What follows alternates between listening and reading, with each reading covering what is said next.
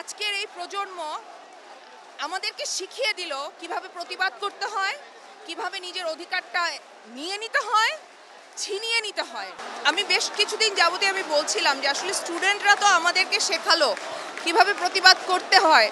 আমার 41 বছর বয়সের এই জীবনে আমি কখনো এই দৃশ্য চোখের সামনে দেখতে পাবো শুধু হয়তো বইতেই পড়তাম, কিন্তু এরকম দৃশ্য আমি জানি না আমি কখনো দেখতে পাবো বলে আমি মনে করি নাই। বিকজ আমরা এতদিন আলাদা আলাদাভাবে সংহতি জানিয়েছি, কিন্তু আজকে স্টুডেন্টদের সমাবেশে আমরা সবাই এসেছি। আমাদের মিডিয়াতে আমাদের পরিচিত যারা আছেন সবাই, গানের শিল্পীরা সবাই আমরা চলে এসেছি ছাত্রদের সাথে মিশে যেতে, তাদের দাবির সাথে মিশে যেতে, তাদের সাথে একাকার হতে। Thank you.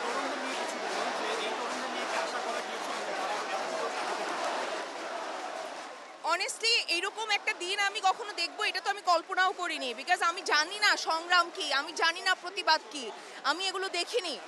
কিন্তু পড়েছি, বইতে পড়েছি, অনেক গল্প পড়েছি, অনেক অনেক অনেক ইতিহাস পড়েছি, কিন্তু আমি চোখে দেখিনি। কিন্তু আজকের এই প্রজন্ম আমাদেরকে শিখিয়ে দিল কিভাবে প্রতিবাদ করতে হয়, কিভাবে নিজের অধিকারটা নিয়ে নিতে হয়, ছিনিয়ে নিতে হয়। শুধু নিয়ে নিতে হয় না, ছিনিয়ে নিতে হয়। কিভাবে রাজপথে থাকতে হয়, কিভাবে আসলে নিজের দেশটাকে ভালোবাসতে হয়।